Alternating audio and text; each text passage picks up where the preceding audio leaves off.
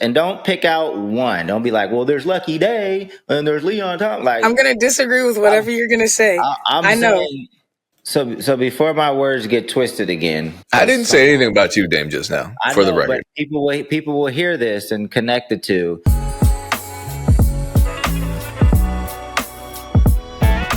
What's going down, music entrepreneurs? You're back on another episode of the MEC podcast. Everyone's here, and it's a great day in the music business once again on the podcast where we live it, so we give it.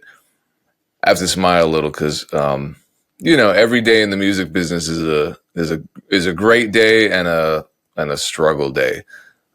Simultaneously, it feels like, especially lately. How's everyone feeling this morning? Feeling good. I got a lot done this week. Maybe I'll talk a little bit more detail when we share our wins, but feeling good. Well rested this morning. Erinn, how you feeling? Feeling good. Coming to a close of my time here in Atlanta. Headed back to Texas tomorrow. So I'm doing great. It's early. I won't say it's early now, but I've had an early day already. But I'm doing good. I'm gonna have to take a nap today. You're like headed back for good, For good? No, I mean, I just am going. I'm going to be there for like less than a month, and then I'll be back in Atlanta because I'm working on a project here as well. I'm just, who knows? Until something grounds me fully, I'm not staying anywhere. Got you. Oh, I did want to shout out the Dan Runcie who runs Trapital. He did a successful Trapital Summit the other day. Got to catch up with a lot of folks. So shout out to Dan Runcie. If you're not tapped into Trapital, he has very high level conversations. It typically attracts those that are more senior in the music industry, but I think it's good information for anybody to learn kind of like how the industry is moving and evolving. So tap in with Trapital if you haven't already. But let's get into some of our wins. Payne, who wants to listen to a bunch of old people?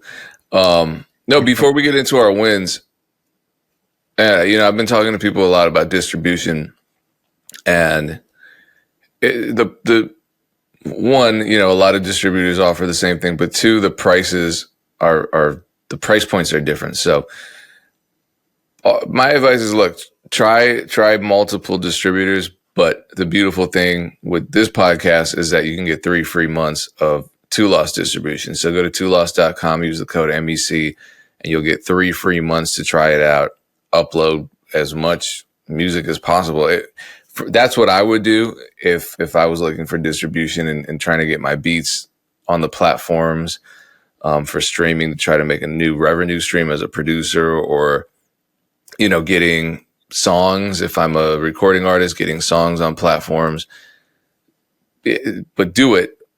But why not try it out for free and really get immersed in one particular option before, making a decision. Twolost.com, the code is MEC. My win, man, things have been crazy. But yesterday I had a pretty surprisingly good sales day for beats. I saw 3 exclusives, so that was cool. I mean, nice.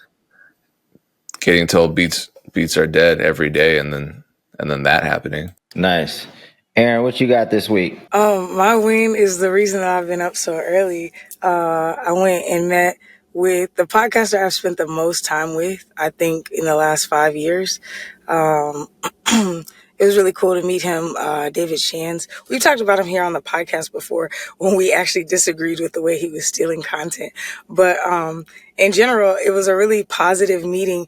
We talked maybe 15 minutes about what he had asked me to come for. And then it just turned into a coaching session. He was asking about my company out in Austin and then just kind of helping me. He was like, you need to scale X, Y, and Z and maybe think about it like this. Then he told me a new project that he's working on that was actually extremely fascinating. So I'm grateful. I'm always grateful when I can learn from people. I feel like I learn every day, but when somebody's intentionally sitting down with you and jamming on something, especially somebody that I respect and look up to as a business person, it was really cool. And then it was cool for me because I've always thought whenever I meet him, it's going to be somebody introducing me to him. and not me being like, hey, I really love your podcast, or hey, I love what you're doing in business.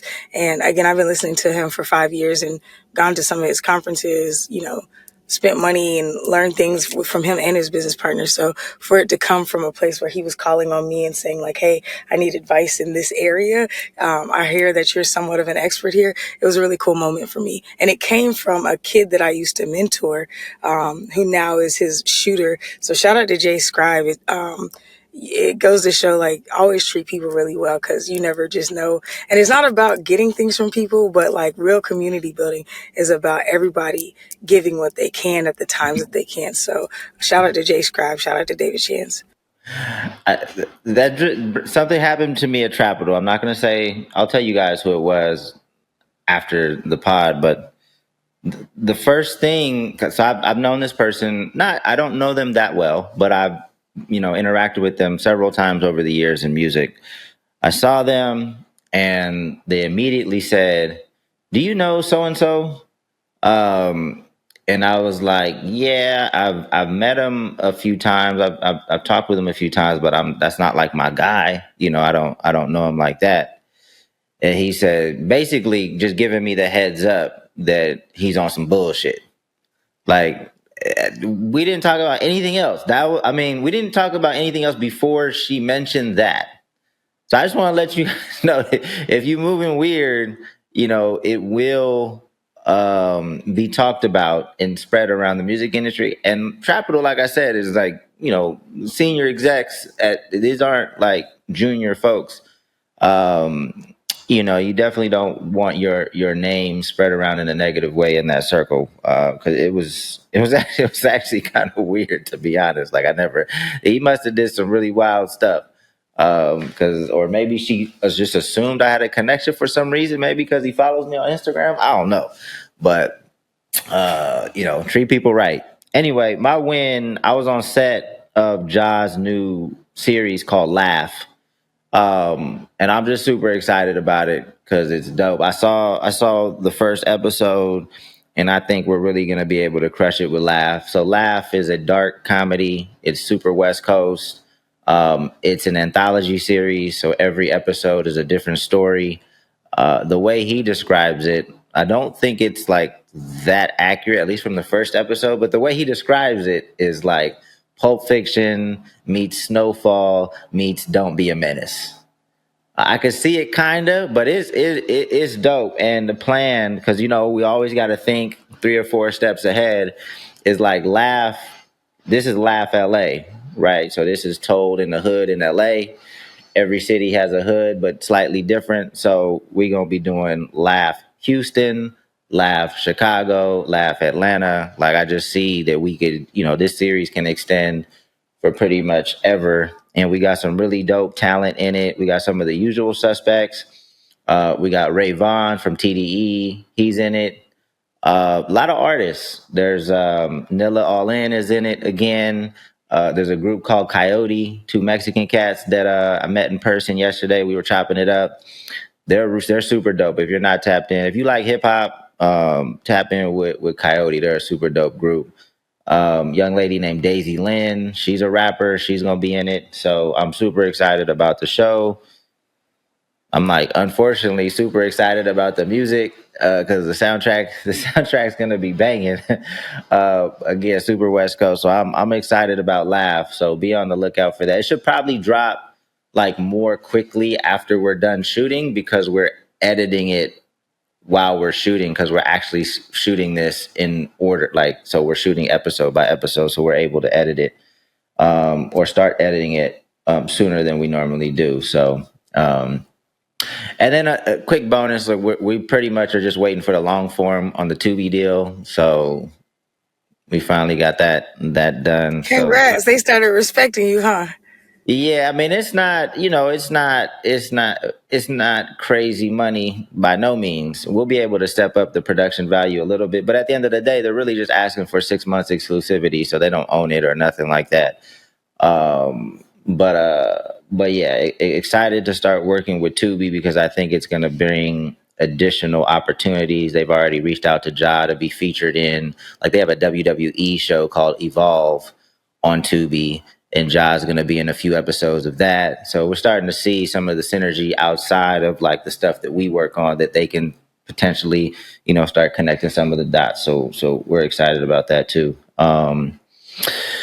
But anyway, let's jump into the first topic. I might need to leave maybe suddenly. So I'm going to start with my topic. I put it on Threads and Instagram a few weeks back, and I just posed the question because I was looking at somebody's resume. I think I was on somebody's LinkedIn. It was a fairly junior person, and you can call yourself whatever you want to me. Like it doesn't really matter to me. But she had the title of music executive. And again, fairly junior. I don't know what accomplishments she's put on the board, but it just made me think. Because in the music industry, I feel like people can call themselves whatever they want, like artists or CEOs. You're in the music industry as soon as you like upload something to DistroKid, or no, not DistroKid, of course, to Two Lost. But from your guys' perspective, when can you call yourself a music executive in your opinion? I answered on your Instagram post. I think when you make money for an artist or a corporation, like you can prove that you've made something. It doesn't even have to be a huge amount of money, but then also that somebody else can vouch for your contribution to the industry at large. So when I was first a music executive, I didn't even know to call myself that when I was a manager. So I didn't start calling myself a music executive until maybe 5 or 6 years in. And I already had touring history and all that type of stuff. Cause I'm like, oh, I'm a manager. But I liked music exec because it's like, oh, I do way more than management. So yeah, I think you have to make a reasonable contribution to the industry that's like, if somebody can't vouch for you, the internet can vouch for you. Like it's shown somewhere, there's proof. And I think you have to make someone or a company money. And again, this is definitely a question where nobody is wrong, because I don't think it's clearly defined. I've never seen like a clear definition of like it has to go by this. But from I your can think of response, some Erinn, I would say definitions where someone's your wrong. definition is definitely a lower bar than most people would say. Payne, what about you? What are the characteristics, or how would you define a music executive? I think someone who works on the level where there's some type of corporate structure and they're higher up. I mean, and that could be a single owner LLC if it's successful. I just think a lot of people will call themselves executives, but they don't actually have the structure to back up that claim. Like people call themselves executives all the time, bosses all the time, but Right.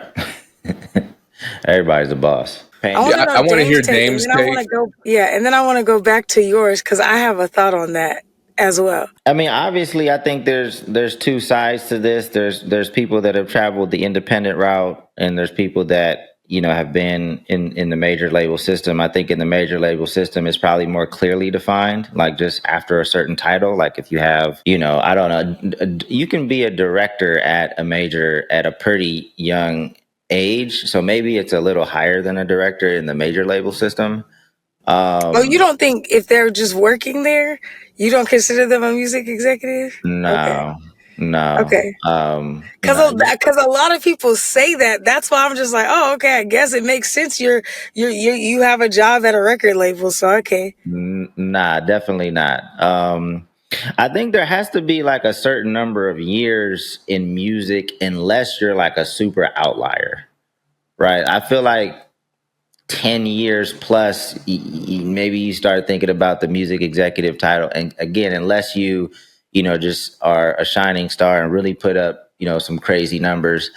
On the independent side, I would say, again, I think some years, and I think you definitely have to be like full time in the music industry and helping artists become full time in the music, like multiple artists, build infrastructure and have artists under your belt that are, living comfortably as independent artists and have done that and have done that several times. That's what I think. Unless, but I would still call like a music executive, if you had like a marketing agency that was successful and all you did was, work with music artists and helped, get albums, release successful rollouts.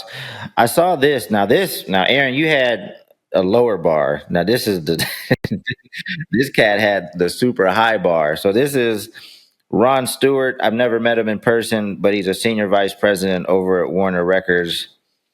So he responded and he said, if you've successfully rolled out at least 10 multi-platinum or critically acclaimed albums. Like if to me, if that was the bar for just music executive, like in the past 10 years, you'd probably have like 3 music executives.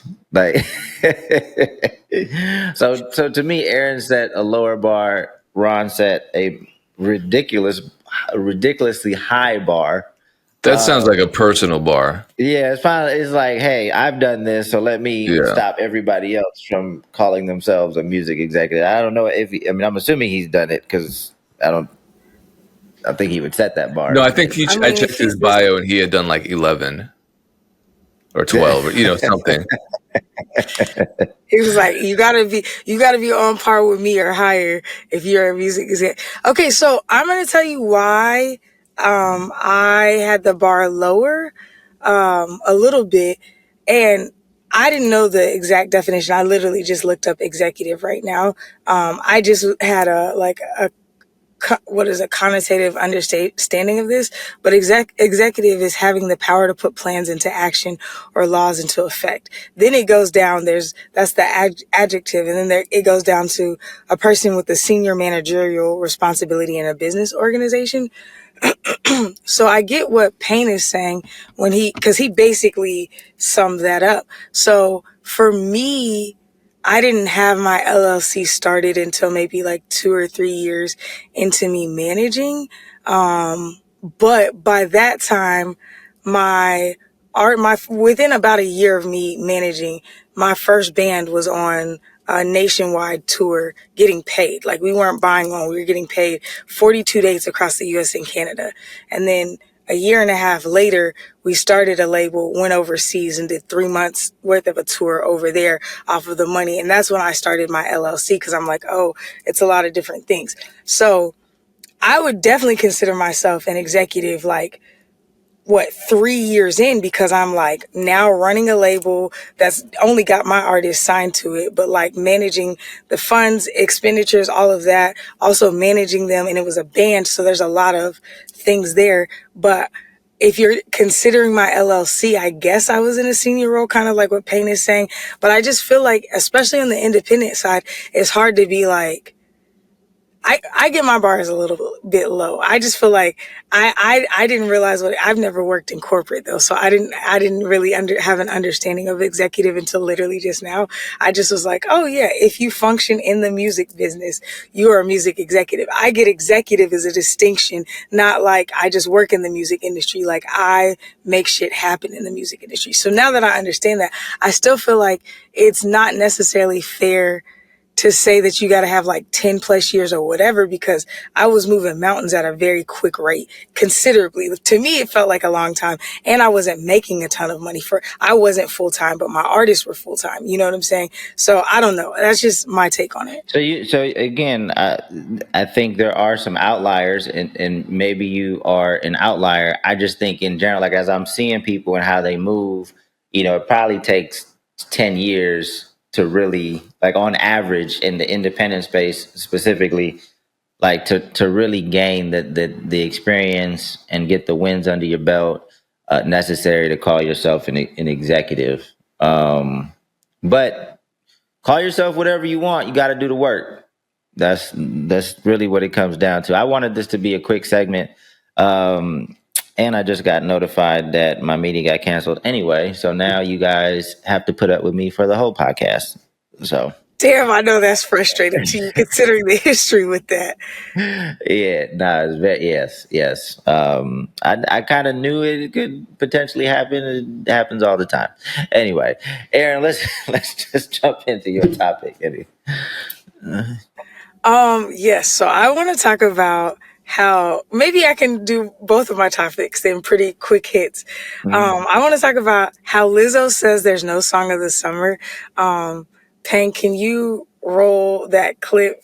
It's a little bit disheartening to me. I don't want to talk too much about it yet because I was about to just fill in the blank space by talking about what Ebro was talking about on his podcast because I think it definitely relates.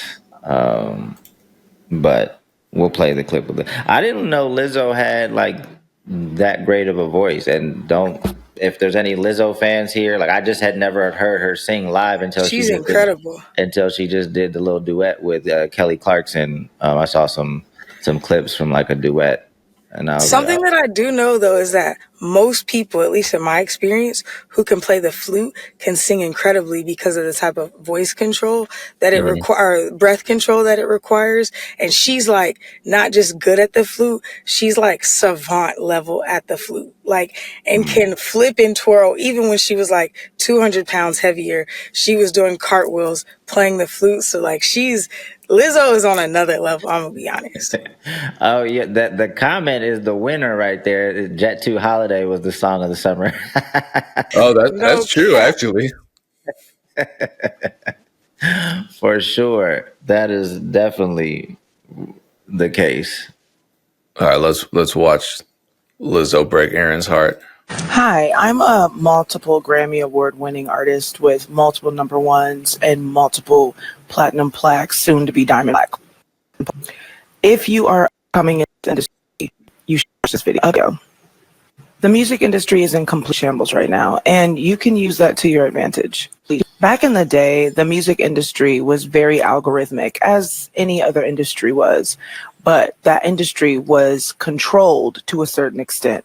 Now that we are in the digital streaming age, there is no control over the algorithm, and it is stressing people the fuck out, myself included. Every major artist besides Beyonce has dropped music this year or is planning to drop music this year or has featured on somebody's record this year. I dropped a mixtape over the summer. I had SZA and Doja Cat on it, and I just dropped the deluxe to my mixtape today.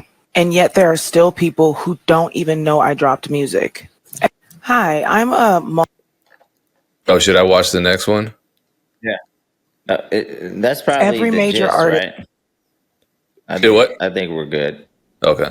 Yeah, no, that's fine. That's the gist. That's the most important part because we already stated what she says in the next video. It's just like there's no song of the summer because of these things, essentially. Okay. Oh, that's interesting. Your take, Aaron. Why did you bring this to the table today? So my take is, and I hate this because I feel like even though Lizzo has some controversial things, I don't take artist sides. I'm not a bigger fan of any artist than I am of myself. Do you know what I'm saying? And I don't even make music. I'm just saying I'm not putting that much power in celebrities. I just feel like this is kind of like the same old head versus new industry. Hip hop is dead. There's no such thing as R&B. It is a new age. And she even admits it. She's like, I'm stressed out. Right. And I didn't know she had dropped anything except for her cover or remix of what I think is the song of the summer, right? So I'm like, interesting that you stated that because it is funny because when I don't know Payne, you dropped it in the chat, right? It was you, and. Yeah. Before I looked at y'all's responses, I was like, nah, I think that Whammiee is the song of the summer. And then I scrolled down and Payne had said the same thing. That's why I'm like, okay, I am a Black woman who lives between Austin, Atlanta, in the Southeast, whatever. Payne is in the Midwest. Do you know what I'm saying? Like, completely different demographics, completely different lifestyles.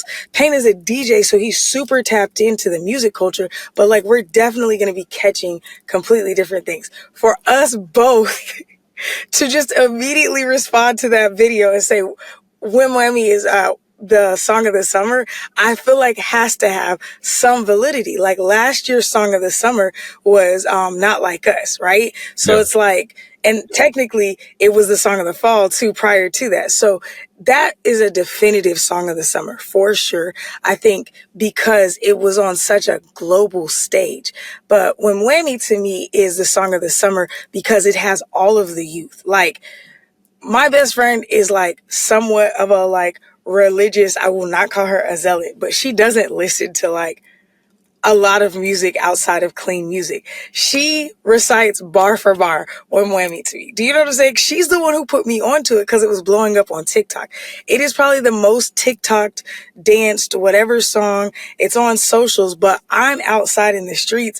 I'm around people who DJ, their parties, summer festivals, all that. This song is going up. And then if you look at the numbers online, you look at the amount of remixes she has just on, Pluto has just on the song. And then you look at similar covers. You look at, there's another song called In It that came out because of the part of Women where she's like, I'm talking about in it. There's a whole song called In It, which is a very Atlanta phrase. So I feel like Lizzo saying this is more of her disgruntlement with like where her numbers are and how she's performing individually, not even having, cause she's had global smash hits that like she's like the only person people are talking about multiple times over. But with the internet being so siloed, it is way, way harder to break through. So I empathize with her on that because I know this is a new era for her and it's tough. But to make a declaration like that, considering that she literally took an underground song. Pluto was not signed. Pluto didn't, she's just a chick in Atlanta who dropped a track. Do you know what I'm saying? Now she's everywhere in my world. I feel like for Lizzo to say that is almost like to not highlight another Black woman who's doing something so exceptional that it's outshining her collabs with SZA and Doja Cat, respectfully. Wait, so I thought you guys were, because don't know what Whim Whammy is. So Whim Whammy, Lizzo's on Whim Whammy. Hold on, Dame. You claim that you didn't know who what's Young Dolph's artist name? Why am I drawing a blank? You know who I'm talking about, Aaron. Help me out here. I might hear the song and be like, "Oh, I've heard that before," but often, like I definitely don't know it by name, and I've never heard of the artist Pluto before. We actually talked about her like 3 months ago because the song was going crazy and Payne made a reference to Pluto and I thought he was talking about the producer Pluto. And I was like, oh shoot, you know about this song? And that was when it was first kind of bubbling up just in the streets of Atlanta. But yes, Whim Whammy is the name of the song. It has currently just on Spotify 52,797,000 plays, but that's just on the YK Osiris version, right? Then she has a sexy red version that dropped recently that's got 7 million. YK, not YK Osiris. Hold on. Oh, sorry, not YK. I just saw YK and immediately said Osiris. Yeah, but sorry. Not me trying to. Now we're getting YK demonetized. My bad. I just said YK and I'm like Osiris. No, he's not. Let me not say that. That's rude. But YK Niece is the first. Her and Pluto came out with the original Whim Whammy. Then there's a Sexy Red remix. I feel like there's a. I'm trying to look. I feel like there's another remix, and then Lizzo came out with a whole nother. I don't know how it works either, because she's like using it doesn't feature Pluto. In fact, this is the only song that Lizzo has dropped as of like years that I've noticed even came out. But it's basically, it feels like it's a cover. I don't know, but to me the song is blowing up. But I think that's her point, right? Like, I mean, maybe this is the song of the summer. I don't claim to know all the music that's coming out, but I don't believe I've ever heard of Whim Whammy before. I understand what she's saying because, like you said, even in how you brought this topic up, you said it's so segmented. It's ridiculously hard to get to everybody. Like, you literally have to have the two biggest rappers in the world like beefing with each other and then drop a song for that song to like get out of the silos. Like, when they were working music back in the day, one, they worked it for way longer. A single, they worked for way longer. Radio was more effective. You just do radio, night show, and then, maybe street team on the ground. And then that's how they got records moved. Since you can't do that anymore, and there's so much music that comes out. Like, so much music comes and goes. So I understand the frustration, and that ties into, I think Ebro was talking about there's no good music or something like that. And again, I'll use my Ross analogy. It's not that there's no good music. It's just difficult to find. Just like the shirt that you want in Ross or TJ Maxx. Like, it's in there. You just might have to, it might even be thrown in the women's section because, somebody didn't put it back right. Like, that's the shirt you wanted. But difficult to find is crazy. But but not everybody. So music, like, so the algorithms are good. You can find music for your personal taste, but you're not going to find a big record. Yeah, okay, big record, cool, Yeah. but I disagree with Ebro saying there's no good music. I think he's so washed because he's in the radio space, so all he's hearing is radio tracks all day. But like, again, I'm not even talking about algorithmically, like I need Spotify or SoundCloud to send me stuff. Like, I'm just out so much. I'm in coffee shops shazamming shit. I'm like, at parties. I'm like at somebody's house. I'm at a studio. I'm like daily running into tracks that I'm like, oh wow. You know what I'm saying? I'm not. If you had to, in terms of all the music coming out, good music versus bad music, what's the ratio? Are we 80-20, bad good, or good bad? I don't know how to quantify that because I know it's about preference, but I also know like a lot of the music that I like in the last maybe month or so that I've saved or loved has come out. I found some stuff from 1978 to 2021. So it's like, because so much music comes out, it's like the time that you discover stuff. I don't know. It's hard for me to, because it's like, it's a matter of what people's preference is. But I also know that whether I have you, Ebro, Payne, whatever, I could probably send y'all 5 songs and you're going to be like, one of these, you're going to be like, damn, I actually do really like that. And it's just something I recently discovered. I just disagree with Ebro saying no good music. Like, just say you're washed. Just say you only listen to radio tracks. Just say you don't have, you're listening to the same genres. Cause like, if we're going into like, you know what I'm saying, like Japanese jazz or like the revival of house that's going on, or like 3-step in South Africa right now. Like, there's so much new sounds coming out. Like, if you just look outside of what your regular realm is, you'll be wowed. For me, like, in any given like Friday when most songs still drop, like, if you were to put all the songs in a pot and you told me to pick out one by one and listen to it until I find a song that I really, really like, there's probably not even guaranteed there's going to be a song in there, but there's going to be hundreds of thousands of songs in there, and I'm probably picking for at least hundreds of times before I'm like, oh, this one, and don't get me wrong, like, I have probably a more selective of what I listen to, so I'll take that into account. But again, my Ross analogy holds up to me. Like, it's hard. Like, the Spotify's algorithm is actually pretty good, though. I'll give it that. Like, once you find something that you Not like, touching old school SoundCloud algorithm, I'll say that. once you find something, it'll typically serve like other stuff that you'll rock with. And I found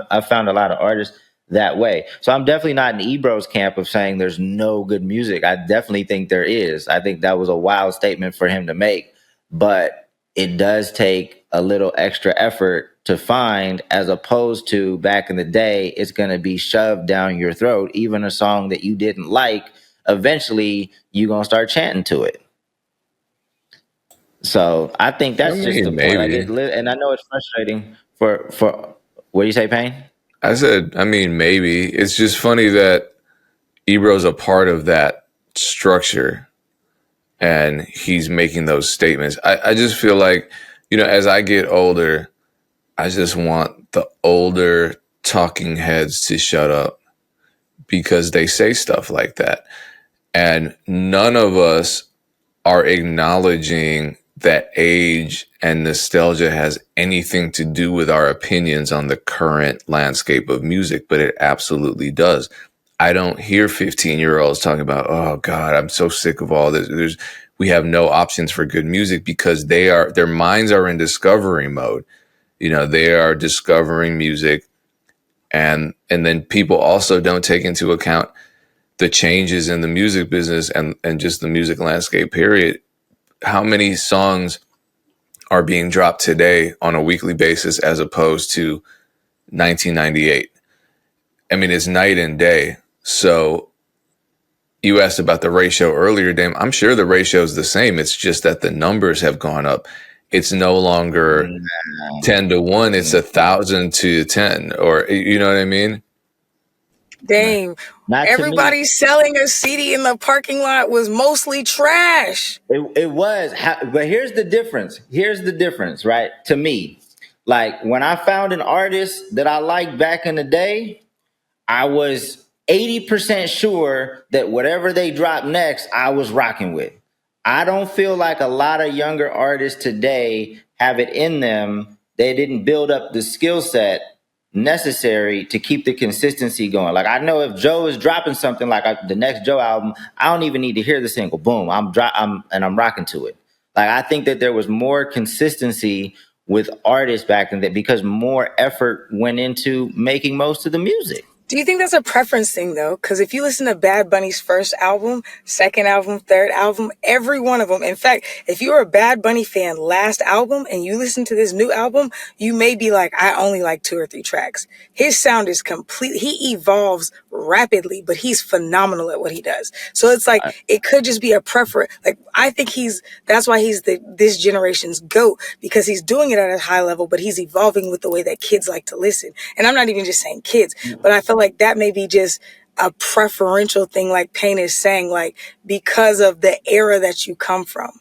Well, here's I don't really know much about Bad Bunny or his music, to be honest with you. But here's like just from an R&B perspective, would you agree that R&B artists, and don't pick out one. Don't be like, well, there's Lucky Day and there's Leon Thompson. Like I'm gonna disagree with whatever you're gonna say.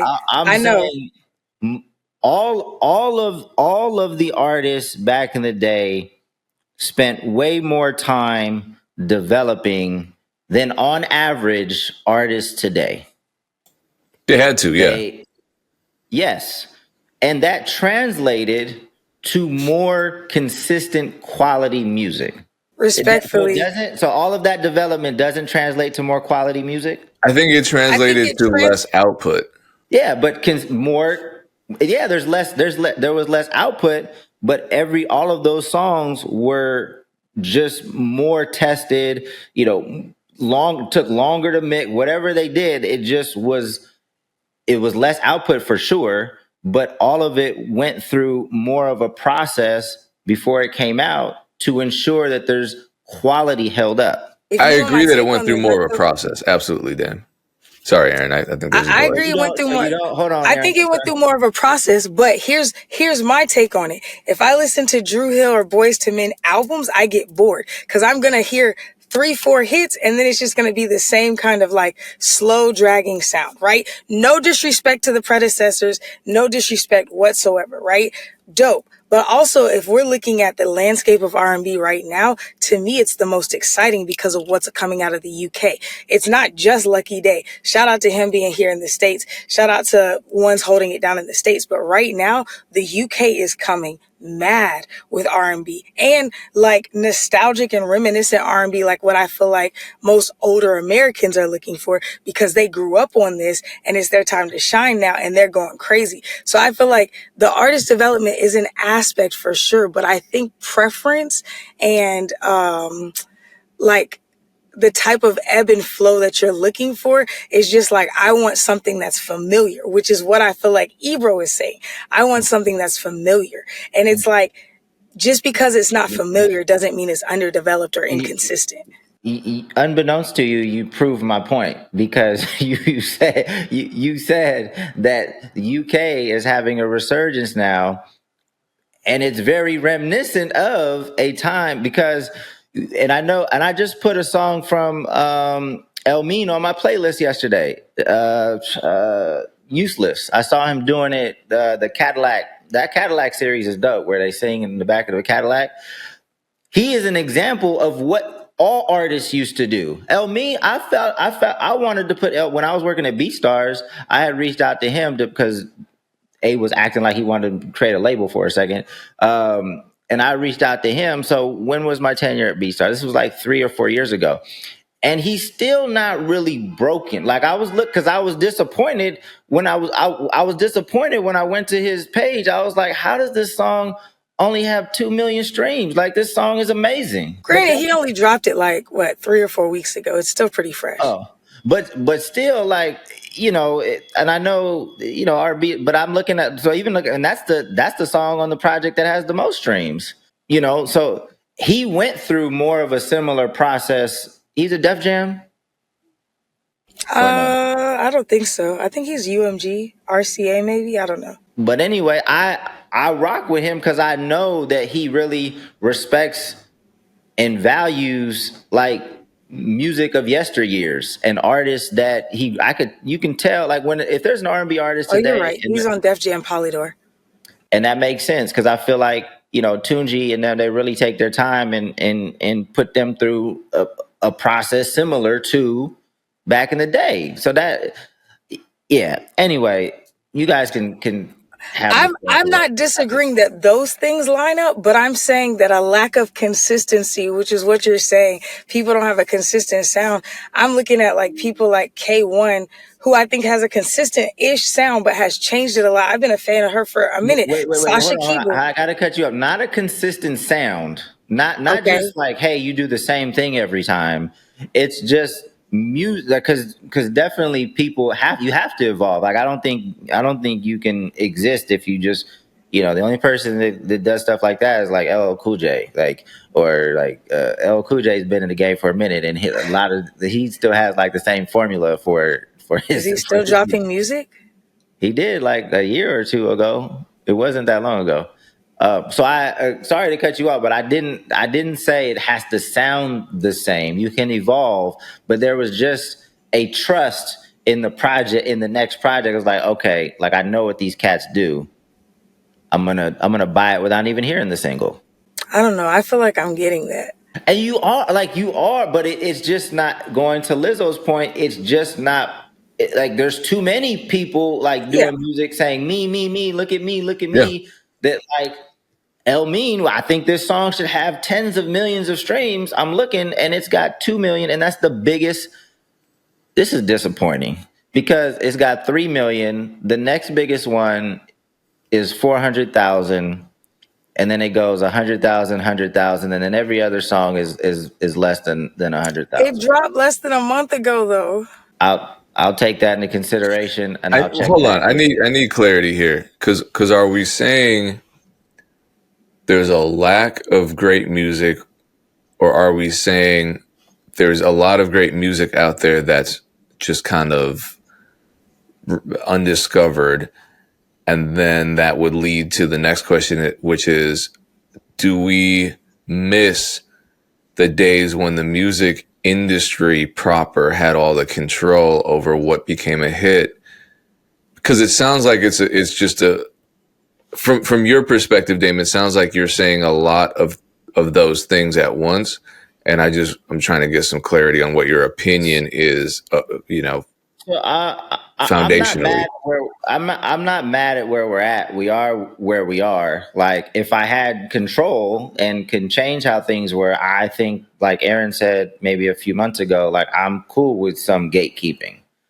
Maybe there's something in the middle. But what I'm saying is, yes, there's good music. The good music the bad music far outweighs the good music, and that discourages people, especially older people like Ebro, from even going into TJ Maxx. And I understand Lizzo when she says there's no song of the summer because there's so much music and because there's really like no one way to just like shoot a song to success. It's not a formula. Like it's not like radio, night show, street team. Boom, you're good. They don't know what to do. Like you need to really be great at storytelling. You got to come up with some creative ideas. You have to work cross, with other types of creators. You have to do some more creative stuff or get lucky. So You really gotta have the fan base, the community for sure. Cause she said something that I feel like we kind of brushed over. She's like, yeah, every major artist has dropped music and they have collaborated and featured on other people's stuff. And that used to be a whole thing where people would like, they were selective about their features, or once you get to a certain level, they only feature with a certain caliber of people. So it was like unheard of.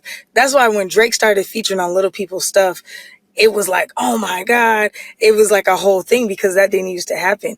But I think what she's saying is we're doing more than we've ever had to do to get attention, and it's still not working. And I feel like that goes back to what we've been saying. You got to have a community. And I think Amin has a very loyal, very small fan base who me and you, Dave, are both a part of, and I think about, like, Whammiee is a big song to me because I wouldn't say I'm necessarily a fan of Pluto. Her song is just undeniable. That's why I think that's another reason I think it's the song of the summer, because I'm not going back to listen to more Pluto records, but I am going to go listen. Shout out to Pluto. I'm not, no disrespect to her. I've checked out a couple of songs, but it's a very specific style, very specific energy, something that I'm only going to listen to at a very specific time in the day. Whereas like, to me, what Dame is saying, like a good artist is kind of like anytime they come on, you're just like, okay, word. So I feel like the song of the summer is kind of like with Not Like Us. I know people who don't listen to hip hop at all, don't whatever, and they know Not Like Us. The babies know Not Like Us. Do you know what I'm saying? So again, that to me, a song of the summer transcends people's preference. That was my only point. I'm like, I feel like Lizzo's trying to group I'm not getting enough attention into there's no such thing as a song, there's no song of the summer. And I'm like, don't do that. Like, I understand you're upset and dysregulated by your tracks not getting enough attention, but like you literally did a whole freestyle. It's called, Biddy on My Titties. Is that what it's called? Something like that. I don't know. It's a whole new name, but it's the same beat. She uses the same hook. And then it's Lizzo like freestyling / she does a little bit of singing, but I don't know. I hear what you're saying more, Dane, as far as like the development, and you're saying consistent, not necessarily the same sound. I'm with you ish. I just think, I think we both disagree with Ebro. I think he's cooked. I hate that he's the radio goat and saying something like this. You know what I'm saying? It's kind of like when somebody holds it's kind of like when the FDA is like y'all are cooked. All the food is terrible for you. You know what I'm saying? Like if they were to come out and say that, you'd be like, wait, what? Which they should, honestly. You're right. I was about to say. Honestly. But you know what I'm saying? It's like, bro, like, you know what I'm saying? It's like, I'm not going to make that statement because it could get political, but it's like Ebro saying this is like, bro, just retire at this point, or hire some interns to send you him and Rosenberg. Get both of them the fuck out. Or like branch out of your genre, like go travel, go outside, go walking with some young people, something. Ebro is cooked. I hate that he said this. That's crazy to me. Well, here's the thing too. Hold this position and you don't think there's any good music. And this is not his first time saying it. He says it all the time. It's insane. And it's not even clickbait because he'll just say it in a casual conversation. There's no good music. Ebro, retire, go invest in real estate and leave, because you can't honestly, because then to me it feels inauthentic, everything that he's promoting, everything that he's playing. I'm like, if you don't think there's no good music, then why are you playing this? And why are you talking to these artists on your platform? You basically think they suck, really. You suck, but I'm gonna do an interview. But I'm not mad at the statement itself. I'm mad that he said it. Like you said, I agree. I definitely agree with that sentiment, because if you are the person that's supposed to help prop up these artists and promote these artists, why don't you reach out to somebody else that's more tapped in so you can prop up artists that you think are quality? Well, that takes away accountability. Charlamagne is doing, because Charlamagne will bring Nyla on and be like, Nyla, what you listening to? Charlamagne, no, he don't have time to go look for good music. Right. He probably has the same sentiment, but Nyla is not only, she's not playing the radio spot. Nyla is like, no, this is what I'm listening to, whether they got 2,000 monthly listeners, 200,000, 2 million. This song is on my radar. So that's what I'm saying. It's like, if you don't want to go look for it, find somebody who will, but making a blanket statement like that is crazy. Yeah, shout out to Nyla, because she definitely shows a lot of love on the Breakfast Club every Friday for new music. She also has a spot on Power on Sunday nights, I think, where she obviously has to play more mainstream music, but she has a segment where she plays artist music that she finds on Two Lost. So it's dope that she's able to get, some radio exposure to folks. She was, single handedly responsible for getting Kennedy Ryan like regular spins on Power, because she introduced her music to the program director there. So shout out Nyla. There are some people still doing the work, and I think we got to pour more into those people because they need bigger platforms. Two things I'll just say to put things into perspective right now, and this is all preference. Erinn and I think Whim, Whammiee is a contender for the song of the summer. We're not the only ones. Billboard wrote an article saying that song is a contender too. However, if we're looking at the highly curated, highly developed, more traditionally created pop hits, I would then say, okay, K-pop Demon Hunter, that soundtrack. That's what I don't know about the song, because I just me and my wife just watched the movie recently too, and I was like, I don't know if it's a song of the summer, but the thing of the summer was definitely K-pop Demon Hunters. I'm gonna be honest. I haven't even heard it yet, but it's everywhere. Everybody like K-pop Demon Hunter. I don't even know what it sounds like, but I see K-pop Demon Hunter everywhere. So I will agree with that. So the song, the song's charted. And if you're talking about music that is heavily curated, heavily developed, at the highest level, then listen to that. But the fact that those two simultaneously exist in the conversation, you have Whim, Whammiee created by a new artist, a very young artist, an artist who wrote a song for herself and featured her friend on it. As far as I know, Pluto wrote YK's part. And you can hear it. You can hear that it's raw. The recording is raw. Everything about when you really listen to it with a more trained ear and you're more analytical, you're like, I hear some background noise here. I hear a punch in here. I hear where the producer and the engineer or whatever cut some, and that to me is, I like that, but also the fact that I can listen to that and K-pop Demon Hunter, like the Golden Song or whatever, and at the same event, people are requesting both. It just shows you where we are in the industry. And I feel like that perspective is absent from these conversations. People just want to say this shit sucks or this is amazing. And I'm saying, look, everyone's going to fall on different parts of the spectrum, but now it's a spectrum, whereas it used to really not be this broad of a spectrum. So before my words get twisted again, because what I'm hearing back is not what I'm putting out there. So I'm not saying that. I didn't say anything about you, Dame, just now, for the record. But people will hear this and connect the two. I'm not saying that a song cannot do well that didn't go through the traditional process or didn't get mixed appropriately. I'm saying that whoever made Whim, Whammiee is probably less likely to keep up the consistency than whoever's making K-pop Demon Hunters. And it's evidenced by the top 10 songs on K-pop Demon Hunters all have, and don't get me wrong, I know that there's some streaming blah blah blah, finagling here and there, but K-pop Demon Hunters is everywhere. And the top 10 songs have over 100 million streams on Spotify. And I don't want to say that whoever Whim, they can't do it again. From what I've seen, there's less consistency in that. Like the same with the Gang Gang record. Like I love that song. That song bangs. I got it on my playlist. But can they do it again? Can they do it 7 times? We don't even know bro's name. That's the hard part. It's Chef. And I don't even know any words. It's like gang gang. You know what I'm saying? And they be like doing the little C-walk or whatever. But I don't even know the name of this. I didn't even know it was called gang gang. That's just what I call it in my head. But yeah, that's what's hard too. That's what I'm saying. I think that's the difference between a song and an artist. That's why I felt like Lizzo was just off. That's my only thing, is because I feel like it's two different things. But hold on, there's no development involved in Gang Gang or Whim, Whammiee. This is effectively outsider music, damn near. So that's what Dame was saying, though, because it's like we won't be able to we can't bet on it to be duplicated. Well, yeah, but no one. That's what I'm saying. We have to put it into perspective. It's a spectrum. before these artists would have never been let into the industry. But nowadays, the industry looks and says, oh, wow, these people have one hit.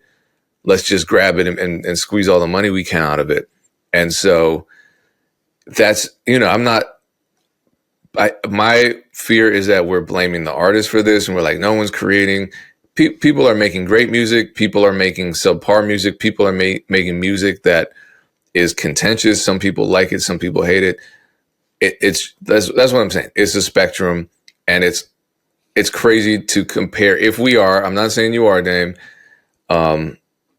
It would be crazy to compare Whim Whammiee with Golden because of, one, the investment, two, the fact that Golden was created and highly curated by multiple corporate entities, and people, be like,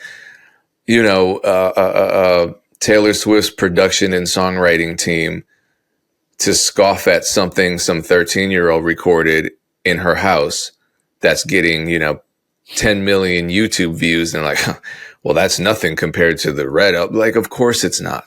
Of course it's different. But everyone can enjoy what they enjoy. I'm just looking at what people considered the song of the summer for like the past 10 years. It might be Kalani Folded. Honestly, do you like that song, Dame? What is it? Folded. I haven't heard that one either. Pain, you're kind of onto something. I like the way that you process the world, because Folded, it to me is like very much a top, and I felt like it was a sleeper. And like a lot of us were like, "Ooh, drop the acapella," and she dropped like an acapella-ish, and then everybody got upset, and then she dropped the actual acapella, and we were like, "Oh, we realized why you dropped the acapella-ish." But now I'm starting to see like my hood homies like add Folded to their stories, and I'm like, "Oh, I thought it was just like a certain demographic of us, like the girlies and like tapped in people who listen to music." But I'm starting to see people who don't listen to Kehlani or really R&B at all, just throwing Folded up, or it'll end up in a mix. I've seen DJs get really creative with it. So you may be right. I think Whim Whammiee and Folded, Golden, those are, I think they all have equal access to being Song of the Summer. I hadn't heard Folded that either. I'm a new dad, man. You can cut me some slack. I don't really know what music drops. I have my playlist. I listen to it in the gym every time. Every once in a while, I come across a new song, like El Mean song, and I throw it on there because I work out the R&B too. Like, as long as the music sounds good, I'm with it. Anyway, Payne, let's get to your topic, man. We definitely spent a lot of time on the last one. All right. Well, I just want to. I know you've seen this. I just want to get some initial reactions to. So this is a song that came out a couple years ago, but it's a hit song. The rapper Peezy is cussing out his producer. Nigga, that beat wasn't shit till I rapped on it, nigga. If anybody else would have rapped on that beat, it wouldn't have been shit. You dumbass, lame, little fuck, nigga. I'm not paying you, and you gonna end up paying your lawyers more than what the $1,000 that we agreed on. That's all you getting. That's all you gonna ever get is $1,000 because that's the agreement. We got the agreement. Fuck you, fuck your lawyer, fuck your team, nigga. Suck my dick, nigga. You ain't getting shit, nigga. Nah.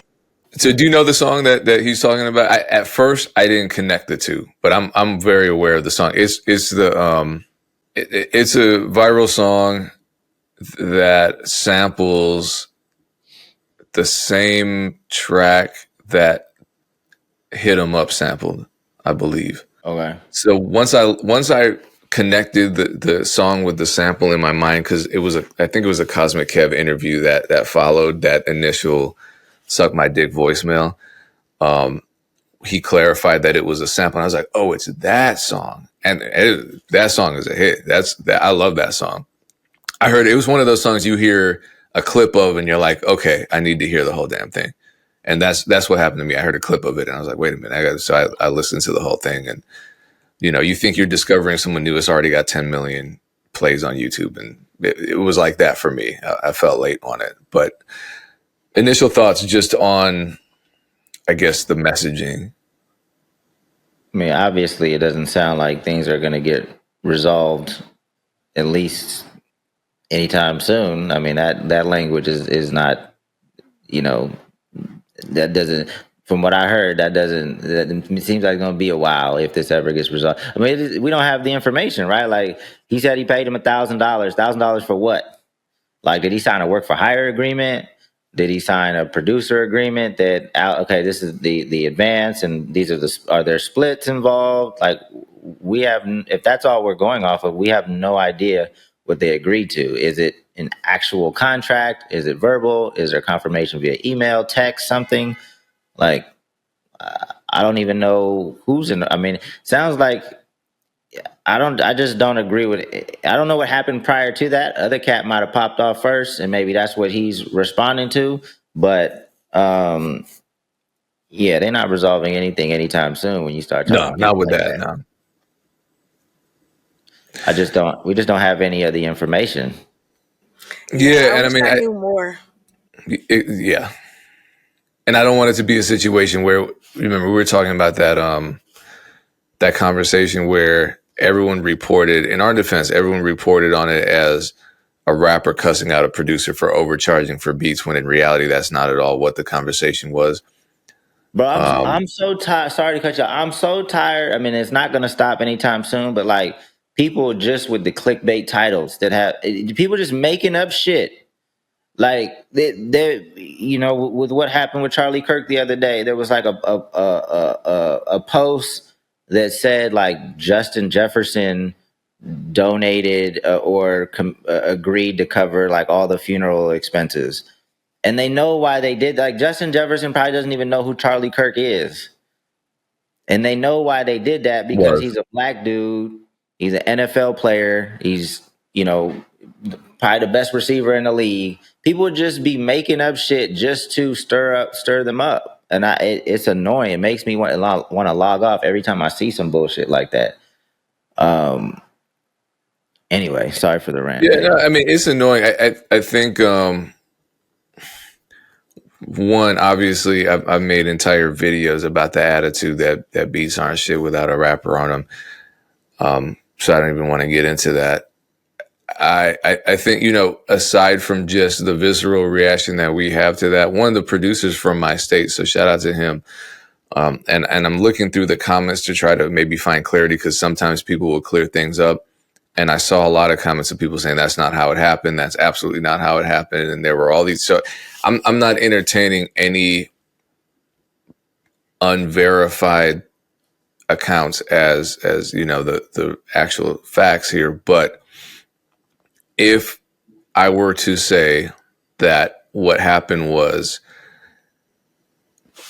if I'm taking it at face value, a rapper asks for a beat, and I say, all right, $1,000, and I've gotten independent and unsigned, because he's an artist who's, I believe, still DIY. He has distribution through Empire, but at least this song, which is a hit song, a platinum record, was released through his LLC and distributed by Empire. So it's still very much called. I'm gonna listen to it. Up 2 million.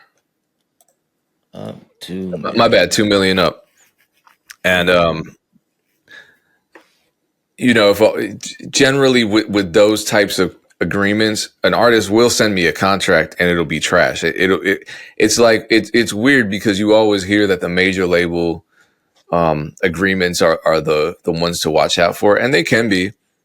But for me, some of the worst, and maybe you can attest to this, Dame or Erinn, because you've been in that independent / DIY space as well. The contracts that I'm getting from smaller artists are even worse, where it'll be an all-in contract or a buyout or something like that, where you're like, wow, you're really just trying to, and then they'll use the excuse that, well, we don't have much, so we got to take everything. And it's like, I don't have much either, and you're taking it all from me. That doesn't make sense. So taking that face value, if that's the case, there's a rapper who has an LLC. He asked me for a beat, offers me $1,000. I take it. I sign off on this. Maybe there's a buyout on the master, where it's like, you're not getting shit from the that's common. That's incredibly common. I'm not saying it's right, but it's incredibly common. And then you can keep your underlying composition, your publishing split, your writer's split. But then you realize, okay, there's a sample in this beat. The song probably already dropped before they cleared the sample. It's a big sample. The people who own the sample likely took 50%, and that's your 50% as the producer. So now you've lost all of your equity in the underlying composition. This is also common. It's happened to me many times. It happened to tons of producers. At that point, all I have is $1,000 and I'm not getting anything else. And so I'm seeing the success of that record, and it's frustrating because, and again, I'm not saying this is what happened to the producer. I have no idea what the contract was. I have no idea what the agreement was. But taking at face value, because this scenario does happen often where producer sells a beat for one fee, song blows up, and they're like, damn, wait, what did I sign? My first big placement had a sample in it. It was with a major label, so my advance was higher, but that's all I got because that sample ate up the underlying composition. So I got my advance. I was mad about it too when I found out, because I got contacted after the fact about a mechanical license. I'm like, yeah, I own 50% of the record. They're like, no, you don't. You own 0% of it. What are you talking about? I was like, but my contract says 50. And they said, oh, well, that's the pre-sample split. So had the people That's ugly how you found out that way. They didn't like pre-sample split is crazy work. Well, that's how it is, because they signed the contract with you during the process of clearing the sample. So for example, when I did the rodeo record, I'm like, I'm losing all this money. All I'm getting is this advance, because there's no way that I'm going to interpolate a hit song like Pony and not get hit. And then when the numbers came, I'm looking and I'm like, wait, Timberland let me keep this amount? Wow. Okay, cool. Thank you. And I've spoken on this before, because I feel like, someone like Timberland, who's sampled himself and who is in the space, you hear about this all the time, like Sir Mix-a-Lot, Chuck D, all these rappers and people from hip hop culture get sampled, and then they don't do what their predecessors did to them. Right. So shout out to that. But in this case, that's amazing. It keeps music going. And I agree. I hate the sampling process because of this. And I looked up the Ace title search registrations for this song, and I didn't see the producer's name on it. So I assumed that's what happened, that he got kicked off of the equity because of the sample. Or maybe the contract said, he gets nothing on either side of the copyright coin. Or maybe they just had a verbal agreement, and that's why there's this whole backlash. But I'm speaking and taking this at face value, because a lot of producers fall into this trap. So again, to review, the song was released through an LLC. Then the sample clearance probably cost thousands, if not $10,000 or more. Song went viral before the clearance probably, which would be bad for negotiating, because all the leverage goes to the people who own the sample. If a major label had picked it up, then the rapper would have been transferring the copyright to the label, which means they would have to renegotiate. But it doesn't look like that happened. So it sounds like, from what Peezy is saying, the rapper sold the beat for $1,000. No one expects a song to go viral. Maybe there was paperwork, maybe there wasn't. But if there was, it was probably a buyout. I don't know. I feel like whatever actually happened, I hope that the producers watching this just learn. That's all. So when it happened to me and I spoke on it, but this was 15, 16, 17 years ago. I wanted producers to learn from that mistake.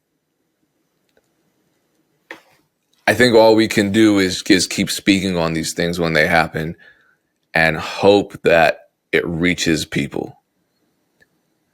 Because new people are coming in the business every day and walking right into these rakes and smacking themselves in the face. And those of us who have already lived there are looking like, I made a video about it 17 years ago. But then I'm feeling like Lizzo, where it's like, damn, the YouTube algorithm isn't showing my videos to people that need them anyway. So hopefully someone gets this information somehow. And if they don't, and they make this mistake and they agree to something unfavorable and they get screwed in the end, then all they can do is spread awareness and say, look, this is what happened. This is how it happened. This is what to avoid. Hopefully it doesn't happen to the next generation of producers. I thought this song was like a recent song. This song came out in 2022.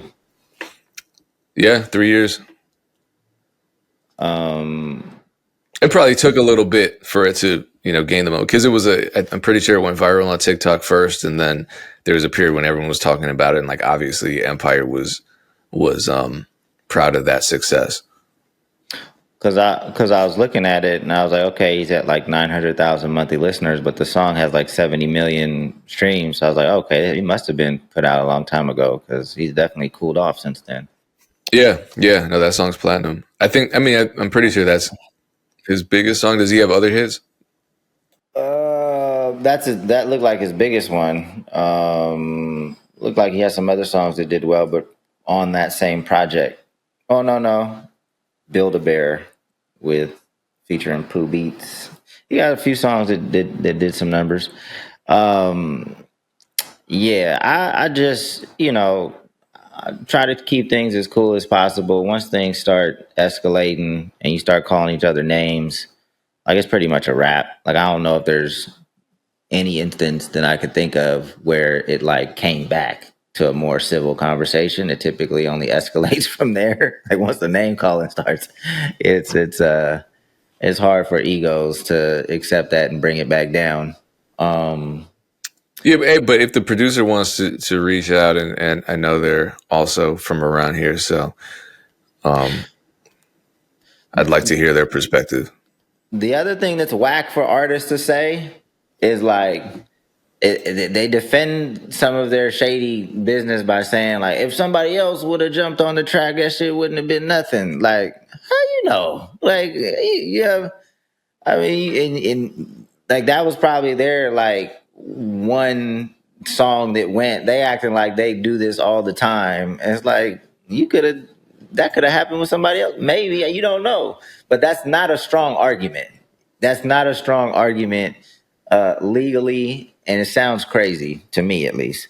I feel like it's a strong argument if you're T-Pain or like Friday, but maybe not for everyone else. Yeah, if you don't have a long track record of success, it's not a strong argument. Real quick before we wrap up, I put a video. It was a Blame Dame segment that I did, so I'm gonna start responding to videos that I disagree with and just give my opinion on it. And a lot of times I'm correcting things with like actual factual information. But when I put the video up the first time, I was responding to some stuff that Isaac Hayes III said about Tubi. And now that we're having some success on Tubi, I'm learning like how things really work. So he said some incorrect things. My video was in response to that. I didn't realize that when I uploaded the first video, the version that I downloaded from Riverside didn't play the video that I was responding to. So it was just me. So when I saw a comment under there, the first comment was like, the editing on this is crazy. How you not gonna give him a chance to talk? And I was like, what are you talking? Like, I didn't respond to this person, but in my mind, I was like, what is he talking about? Like, this is a random ass comment. So I went and played the video, and I realized that the video I was responding to like didn't play at all. It just like skipped to everything I was saying. So I immediately made it private. When I made it private, like I couldn't see the comment anymore. So I couldn't, but I reposted it and I apologized and I updated it with the right segments that I was actually responding to. So that's my bad. I didn't realize that I had posted a version that didn't even play the video that I was responding to. Well, that's what you get for calling it Blame Dame. Now they're blaming you. Hey, that it is what it is. But if anybody else has a video that you'd like me to respond to that we don't cover on the MEC, I'll continue to do that from time Your to time. man Ray Daniels, boy. I'm gonna get Ray too. I'm gonna get Ray. I feel like he's starting to become like the Joe Rogan of music podcasts. I'm like, or like, you know what I'm saying? He's like a shock jock now. I'm like, it's or maybe the Dame dash of independence. I don't know. I'm just like, I actually really rock with Dave. So let me not say that. No disrespect to Ray. Predecessor, GOAT, genius, but I feel like I'm gonna have to unfollow him soon because I'm like, this is not good for me. Because it makes like I normally don't get mad when I see stuff, but I'm just like, what? Every time a video comes up, I'm just like, is he trying to be shocking to run up the views? And I could see it being that way because I feel like he has controversial views, but I feel like he's a very like strategic person. You know what I mean? And I'm just like, I don't know if I need this across my timeline. I'm Yeah, not saying obviously. shit. Obviously, Ray is a super accomplished music executive. He definitely, no matter how you define music executive, he is definitely a music Ray executive. is it. I don't always agree on his music takes because I don't think that some of it applies to like independent artists. He still lives in a very like big hit world. Like they're still working on big records, massive records, chart topping records. So some of the things that he says, I don't think necessarily apply to independent artists. For example, in Game from the Gods, he said a few times that like you need to look like an artist. Like when you go somewhere, you know, people need to see you and I need to look at you and look like an artist. I think that's kind of like an outdated thing. Like I agree with that.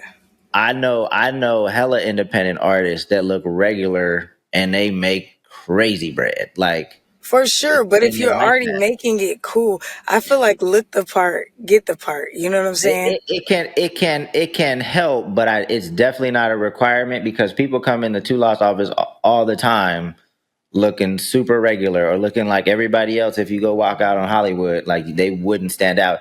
It can add to your story if that's what you know, if that is part of your story and your image and you know, don't get me wrong, it can help, but it's definitely not a requirement these days. I know a lot of millionaires that are making music out of their bedroom.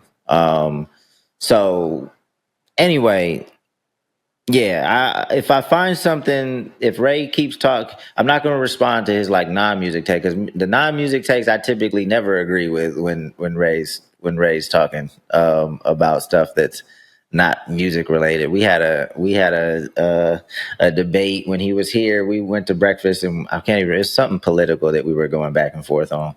Um, but yeah, still my guy. We just disagree, and that's okay. All right, here's something we don't disagree on. Twoloss.com. 3 free months of premium music distribution. Get your music on all the platforms. Use the code MEC. Stop playing with your music career. The best time to start uploading music to the platforms was yesterday. The second best time is right now. So go to twoloss.com. There's no risk.